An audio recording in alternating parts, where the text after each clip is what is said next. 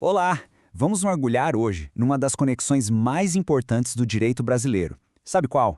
A influência direta da Declaração Universal dos Direitos Humanos na nossa Constituição de 1988. A gente vai descobrir como um ideal que nasceu lá fora, global, se tornou a lei fundamental aqui no nosso país. Para começar, vamos pensar numa pergunta que é central. De onde, afinal, vêm os direitos que a gente considera tão essenciais hoje? A resposta, olha, está numa jornada fascinante que conecta uma ideia que mudou o mundo com as leis que regem o nosso dia a dia. E aqui estão os dois protagonistas da nossa história. De um lado, a Declaração Universal, lá de 1948, nascida depois da Segunda Guerra Mundial, sabe? Como um grande ideal para toda a humanidade. E do outro, a nossa Constituição de 88, a lei máxima do Brasil. Vamos ver direitinho como essa inspiração global virou lei por aqui. Então, vamos começar pela base de tudo. Os princípios mais essenciais dos direitos humanos não são só um capítulo qualquer na Constituição. Eles são, na verdade, o próprio alicerce sobre o qual ela foi construída.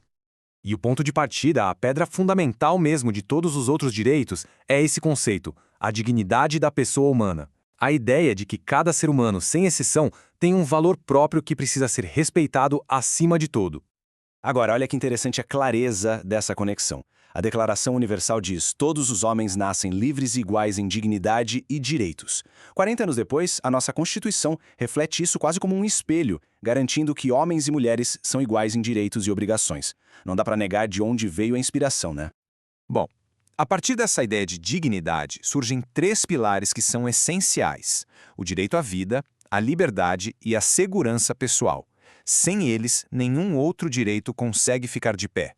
E aqui, gente, a semelhança na linguagem é impressionante. O artigo 3º da Declaração fala em direito à vida, à liberdade e à segurança pessoal. O nosso artigo 5º vai além e garante a inviolabilidade desses mesmos direitos. Essa palavra, inviolabilidade, é chave. Significa que não são só ideias bonitas, são direitos protegidos por lei contra qualquer violação. Ok, mas vamos aprofundar um pouco. Porque ter direitos é fundamental, mas é tão importante quanto ter proteções claras contra o abuso de poder.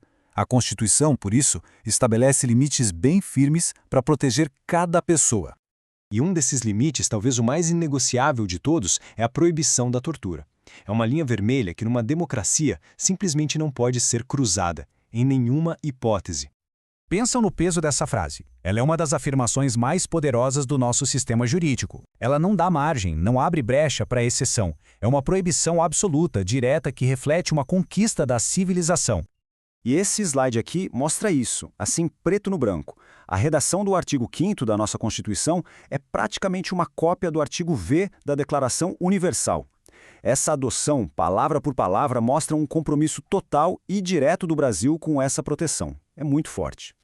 Só que, direito no papel não se defende sozinho.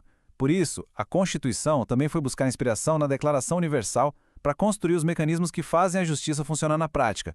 E um desses mecanismos é o famoso devido processo legal. O que é isso na prática? Bem, de forma simples, é um conjunto de regras justas que o Estado é obrigado a seguir. Garante que ninguém vai ser privado da sua liberdade ou dos seus bens de forma arbitrária, de qualquer jeito.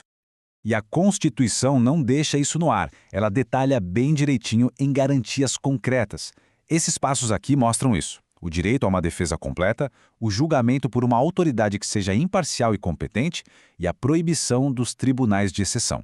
Sabe, aqueles criados só para um caso específico, o que evita perseguições. Outro pilar, que é simplesmente a base da justiça moderna, é a presunção de inocência. É um princípio que muda tudo. Cabe ao Estado provar a culpa de alguém e não a pessoa ter que provar que é inocente.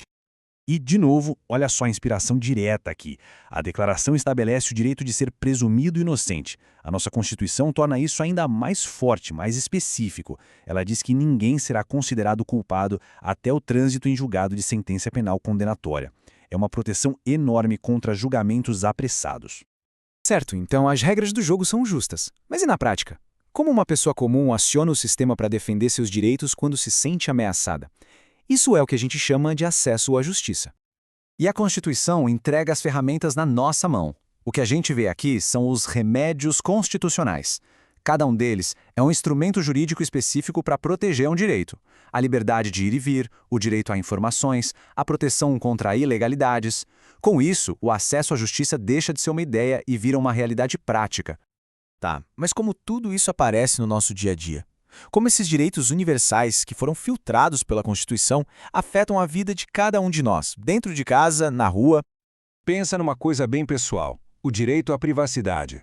O direito de ter nossa vida íntima, nossa casa, nossas conversas, tudo isso protegido contra a interferência de gente que não foi chamada. E o que eu acho fascinante aqui é ver como um princípio geral da Declaração Universal é desmembrado, sabe? Ele vira proteções específicas e muito poderosas na nossa Constituição. A proteção contra interferências na vida privada se transforma em artigos que declaram a intimidade, a casa e a correspondência como invioláveis. É a teoria virando um muro de proteção na prática. Então, chegando ao fim dessa nossa jornada, o que a gente pode tirar disso tudo? A gente viu como um documento, criado como um ideal para o mundo todo lá em 1948, viajou no tempo e no espaço para se tornar a base da lei aqui no Brasil. A grande mensagem é essa, pessoal. A Declaração Universal dos Direitos Humanos não é só um ideal distante, uma utopia. Seus princípios estão costurados no tecido da nossa Constituição. Eles formam um alicerce de tudo que a gente entende por liberdade e justiça hoje. E tudo isso nos leva a uma reflexão final, né? Se esses direitos são a base da nossa lei, qual é o nosso papel como sociedade em vigiar, em cobrar, em garantir que eles saiam do papel e se tornem uma realidade para todo mundo todos os dias? Fica a pergunta. Agradeço a companhia.